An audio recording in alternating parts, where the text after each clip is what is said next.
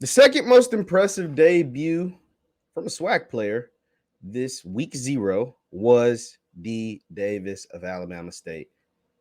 This kid's going to be special. Let's talk about it after the bumper.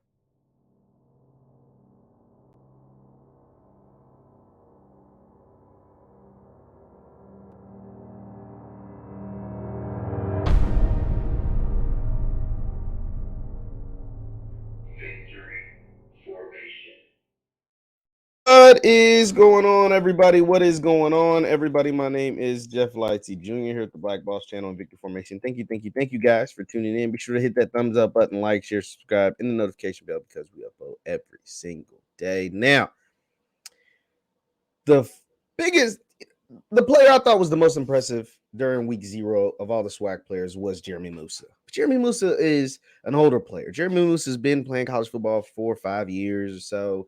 He's a graduate transfer to FAMU. He looked really, even though he didn't get much playing time, he didn't do a whole lot at Vanderbilt. He looked really, really good, really, really poised, really, really under control in his game against North Carolina. I think he could be special for FAMU this season. But the second most important, most impressive young man, week 0, that plays on a SWAC team was Dee Davis. Dee Davis, who's only a freshman, Dee Davis, who's only in the second year of college football, coming the transfer from Auburn.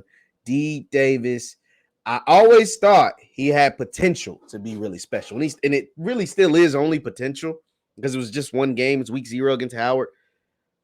But boy, did he flash. Great potential. I think this young man can be a star in the SWAC. And Dee Davis was able to lead Alabama State in a win over Howard in the MEAC SWAC challenge. Of course, this game was filled with rain delay or lightning delays and ultimately had to get ended early with 2 minutes left in the game because the lightning just wouldn't stop down there in Atlanta. Let me show you the box score and let's talk about Dee Davis and why I think he can be special. His stats aren't like mind-blowing, right? That's why numbers aren't everything. It's why you have to watch the game.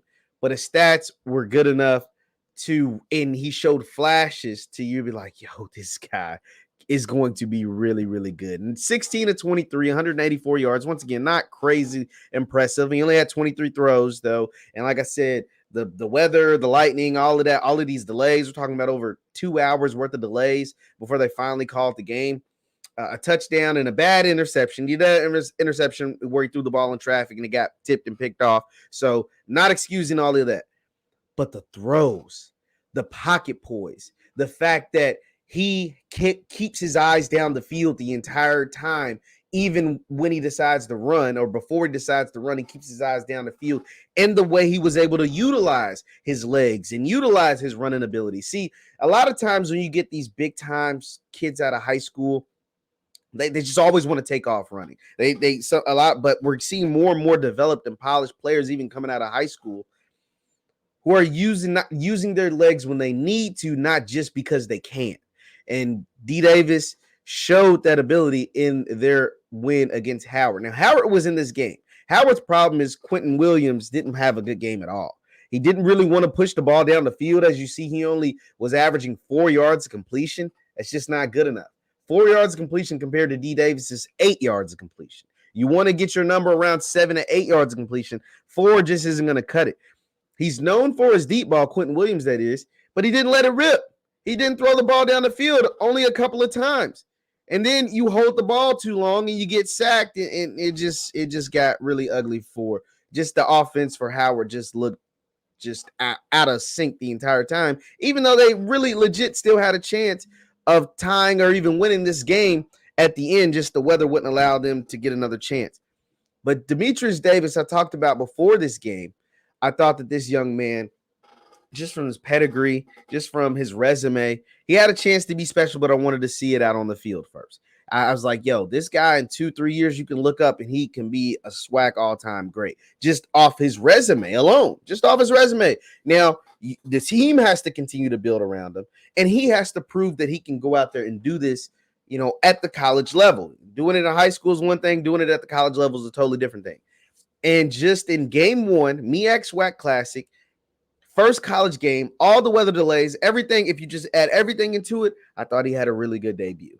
I thought Jeremy Moose's debut was better. Like I said, that's why I wouldn't say he was the best player in the SWAC, but he had a good enough debut to win MEAC SWAC Challenge MVP. He had a good enough debut to get the SWAC only their 5th win in 16 tries in the MEAC SWAC Challenge to try to, not a whole lot, but close the gap. It's going to take years before you can completely close it. But to get the 5th win out of 16 tries, he did his thing. The Alabama State defense played really well, also only giving up 13 points.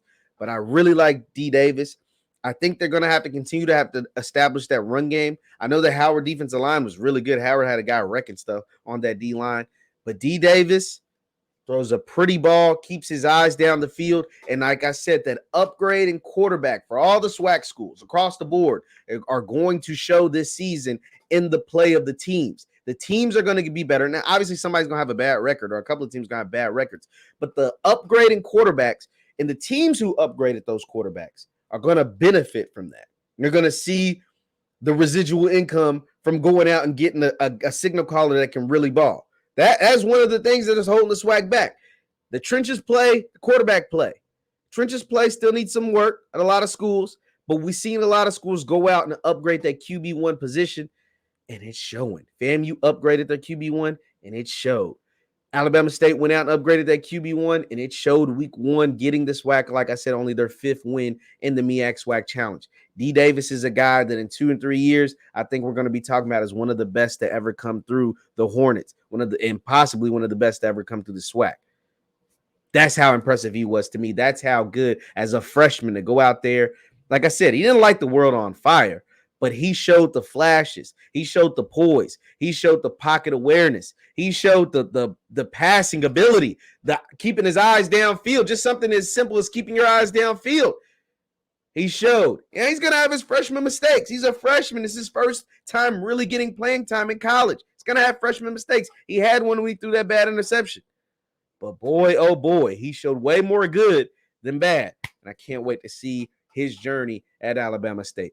Leave your thoughts in the comments down below. Dee Davis and the Alabama State Hornets were able to pull out a 23-13 win in this MEAC SWAC Challenge to give the SWAC only their 5th win in the entire history of the challenge. Hit that thumbs up button. Once again, my name is JeffLightsYjr with the Black Boss channel with Victor Formation.